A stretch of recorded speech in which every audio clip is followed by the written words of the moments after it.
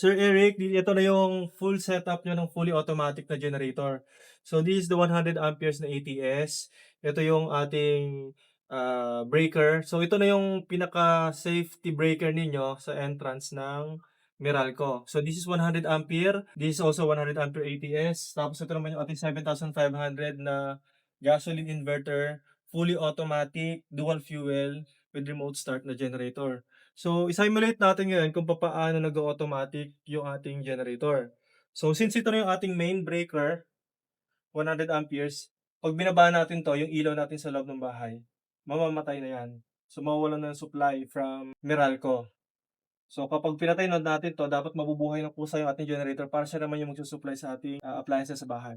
Ayan. Yun, namatay na yung ilaw sa loob.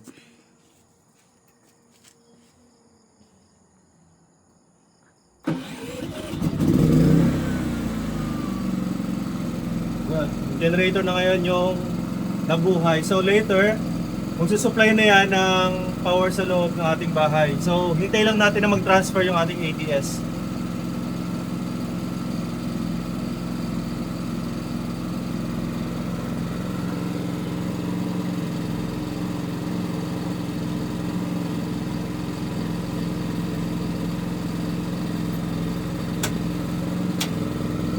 Yun.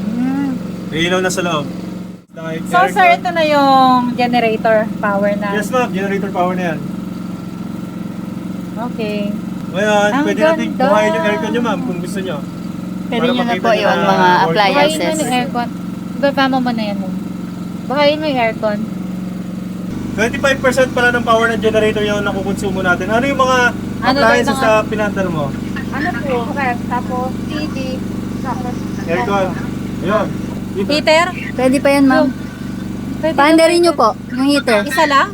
Isa lang sir? Isa lang, isa lang. Isang heater lang daw, isa lang. Ang ganda. Ang ganda niya din.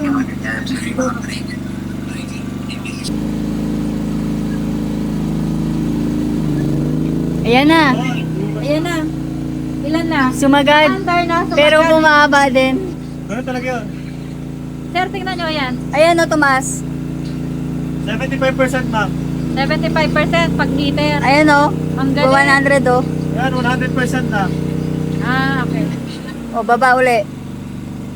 Tingnan So tayo ni dapat Abby. much better wag na gamitin. Wag mo na, patayin mo na, Abby. Patayin mo na. Pero at least ma'am, nakita nyo na kaya nyo pa rin. Oo, kaya. Patayin mo na. Even kasama yung aircon, mag-heater ka pa, kaya pa rin. Kaya, Daddy. Maganda yung ano ni Sir Ken. Ayan. So, okay na ba? Gumagana na yung aircon, di ba? Okay na yan siya. Maganda na aircon? Opo, maraming. Mababalikin natin yung supply ng Meralco. Oo. Paano? Ito mama, kung makikita mo dito, may generator power lang yung gumagana, yung Meralco wala Okay. Ito yung Meralco. Ito yung Meralco, ito yung generator. Okay, sir. So kapag pinabalik natin yung power ng Meralco, ayan, dalawa na sila. Yan. So wala tayong gagawin. Kailangan ko ba itong gitahan? Wala ma'am, hindi mo na kailangan yan. So ito, paano mamamatay ito pagka ano? Paano papatayin? Paano papatayin ma'am? Usang mamamatay yung ating generator. Basta Pag may- bumalik na yung supply ng ating Meralco. Hindi, what I mean, sir, let's say, di ba, 3 days, titipirin natin. Kung yung paano gas papatayin siya ma'am? Okay. ng Hintay mo, yan. ah, Namatay na siya ma'am patay kasi bumalik na yung power ng city ng Meralco. let's say, brand out na nga. Siyempre, titipirin natin. Let's say, wala tayong Huwag ka stock na gasolina. Huwag ka muna magbubuhay ma'am, parang gano'n. Hindi, titipirin lang natin. Let's say, Mapapahinga hindi muna. natin alam kung 1 week walang kuryente, di ba? Opo. Ito ma'am, pagpapatay natin yung generator while running, so from yan ang automatic naka-press, ima-manual mode natin. So nakalutang siya dapat. So manual mode na siya. Dito naman sa generator, i-off natin to. Alin, sir, dyan? Ito po, itong switch. Switch. I-off natin yung switch. Pag off natin yan, patay na siya. Okay. Ganun lang, ma'am. patay Pag i-open uli, Pag i-open nyo naman siya, i-on mo yung switch. on switch. Tapos, manual.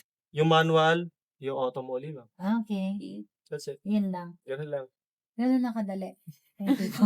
Ganun ako nakadali. Naka-prepare na yan. Okay. Thank you for So, ngayon ma'am, ano na yan, naka Meralco power na siya, yan oh. Naka city power na siya.